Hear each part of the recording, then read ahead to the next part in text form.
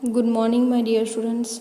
आज मैं स्टैंडर्ड 8 में हमारा तीसरा निबंध जो है धरती के अनंत उपकार वह मैं आपको समझाऊंगी। यहाँ आपको निबंध अपनी निबंध की नोटबुक के अंदर शुद्ध अक्षरों से लिखना है। धरती के अनंत उपकार। धरती हमारी माँ है और एक माँ अपने बच्चे के लिए जो कुछ हो सके करने के लिए तैयार हो जाती है। धरती माता सब पर अनंत उपकार करती है। हम तो कभी भी इसका ऋण चुका नहीं सकेंगे, फिर भी हमारी पारंपरिक और धार्मिक रीति के अनुसार सुबह में उठते ही धरती माता को नमस्कार करते हैं और उस पर पैर रखने के लिए उससे क्षमा याचना करते हैं। हम धरती माता को कहते हैं कि समुद्र वसने देवी पर्वतस्तन मंडले विष्णुपत्नी नमस्तुभ्यं पादस्पर्शम क्षमस्व में। तो यहाँ पर जब हम सुबह उठते हैं और धरती पर पैर रखते हैं तब हम हाथ, हमारा जो दाहिना हाथ है यानी कि राइट हैंड है, उसको हम देखकर हम भगवान से प्रार्थना करते हैं। यह श्लोक बोलते हैं कि समुद्र वशने देवी पर्वतस्तन मंडले विष्णुपत्नी नमस्तुभ्यं पादस्पर्शम क्षमस्व में, कि यहाँ कहा है कि धरती माता को विष्णु की पत्नी कहा गया है। उस पर से उसका आध्यात्मिक रूप हमारे सामने प्रकट होता है। हम धरती पर मकान बनाते हैं, सबको धरती ने अपने ऊपर समाया है, यह उसका सबसे बड़ा उपकार है। धरती पर किसान खेत में धान्य पैदा करते हैं, यह बड़ी उपजाऊ होती है। किसानों का जीवन ही धरती है। इसके अलावा धरती खनिज संपत्ति से समृद्ध है। धरती के ऊपर जितनी समृद्धि है उतनी ही समृद्धि उसके गर्भ में होती है। इसमें से कई तरह के कितनी कीमती और उपयोगी खनिज हमें मिलती है। धरती पर जंगल बहुत है।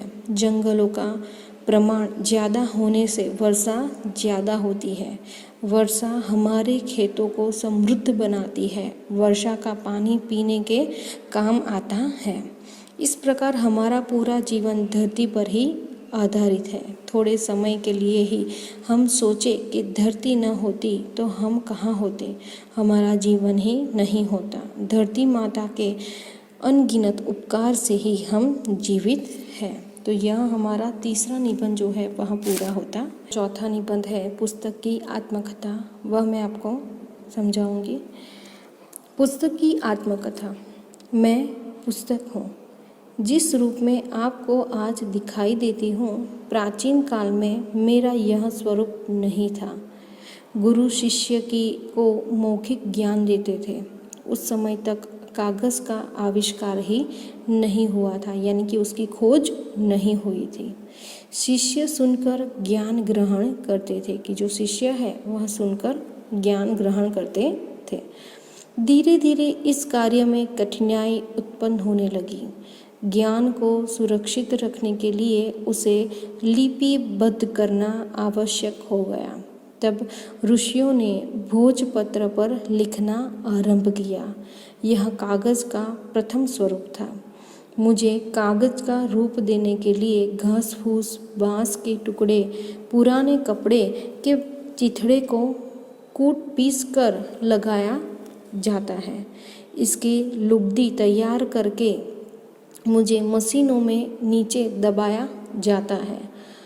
तब मैं कागज़ के रूप में आपके सामने आती हूँ। मेरा स्वरूप तैयार हो जाने पर मुझे लेखक के पास लिखने के लिए भेजा जाता है। वहाँ मैं प्रकाशक के पास और फिर प्रेस में जाती हूँ। छापखाने से निकलकर मैं जिल्द बनाने वाले के हाथ में जाती हूँ। वहाँ मुझे काट कर सुइयों से छेद करके मुझे सिला जाता है। तब मेरा पूर्ण स्वरूप बनता है। उसके बाद प्रकाशक मुझे उठाकर अपनी दुकानों पर ले जाता है और छोटे बड़े पुस्तक विक्रेताओं के हाथों में बेच दिया जाता हूँ। मैं केवल एक ही विषय की नहीं लिखी जाती हूँ, अपितु मेरा क्षेत्र विस्तृत है, यानी कि बड़ा है। वर्तमान युग में तो मेरी बहुत ही मांग है। मुझे नाटक, कहानी, भूगोल, इतिहास, गणित, अंग्रेजी, अर्थशास्त्र, विज्ञान आदि के रूप में देखा जा सकता है। मुझ में विद्या की देवी सरस्वती वास करती है। अध्ययन में रुचि रखने वालों की मैं मित्र बन जाती हूँ। वह मुझे बराबर पढ़कर अपना मनोरंजन करते हैं। मैं भी उनमें विवेक जागृत करती हूँ। उनकी बुद्धि से अज्ञान रूपी अंधकार को निकाल बाहर करती हूँ। नर्सरी से लेकर कॉलेज में पढ़ने वाले के लिए मैं उनकी सफलता की कुंजी हूँ, यानी कि चाबी हूँ।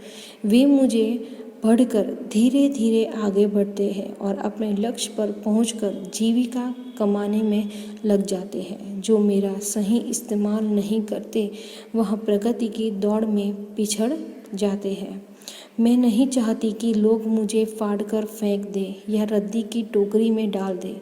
जहाँ मैं अपने भविष्य के बारे में पड़ी पड़ी यहाँ सोचूं कि कल मेरा क्या होगा। मैं चाहती हूँ कि लोग मुझे फाड़े नहीं, मुझे घर के एक कोने में सही ढंग से रखे और इस्तेमाल करे। जो मेरा आदर करता है मैं उसका आदर करती हूँ। भविष्य में महान व्यक्तियों की श्रेणी में लाकर खड़ा कर देती हूँ, जहाँ वह अपनी विद्वता का परिचय देकर दूसरों से आदर पाता है। कितने व्यक्ति परिश्रम करके मुझे आप तक पहुँचाते हैं। आप मेरा सदुपयोग करें, मैं केवल यही आशा करती हूँ। तो यह हमारा चौथा निबंध जो है वह कंप्लीट होता है। हमारा पांचवा जो निबंध है जन्माष्टमी, वह मैं आपको आज समझाऊंगी। यह हमारा लास्ट निबंध है। जन्माष्टमी का पावन पर्व भगवान श्री कृष्ण के जन्मदिन के रूप में मनाया जाता है। इस पर्व का संबंध समग्र हिंदू समाज के साथ है। जन्माष्टमी का त्यौहार भाद्रपद के महीने में कृष्ण पक्ष की अष्टमी को मनाया जाता है। आज से लगभग 5000 वर्ष पूर्व इसी दिन भगवान श्री कृष्ण का जन्म आधी रात के समय हुआ था। यह धार्मिक त्यौहार तभी से मनाया जाता है। इस धार्मिक पर्व को मनाने के लिए आस्थावान लोग काफ़ी पहले से ही तैयारी आरंभ कर देते हैं। ये लोग बड़े ही प्रेम और श्रद्धा से व्रत रखते हैं। रात्रि को भगवान के मंदिरों में जाकर पूजा अर्चना करते हैं। आधी रात के समय जब श्री कृष्ण का जन्म हुआ था, मंदिरों में शंख, घंटे और आदि बजाकर हर्ष प्रकट किया जाता है। जन्माष्टमी के दिन गांवों तथा नगरों में अनेक स्थानों पर झूले आदि का प्रदर्शन होता है।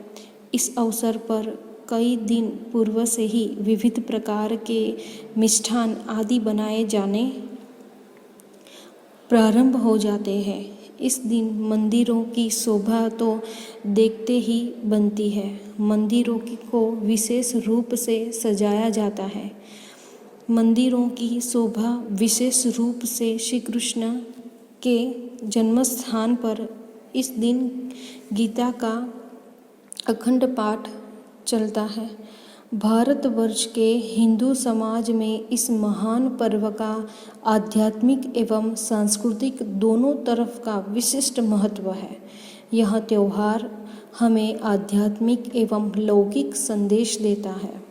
यह त्यौहार हर वर्ष नई प्रेरणा, नए उत्साह और नए नए संकल्पों के लिए हमारा मार्ग प्रशस्त करता है।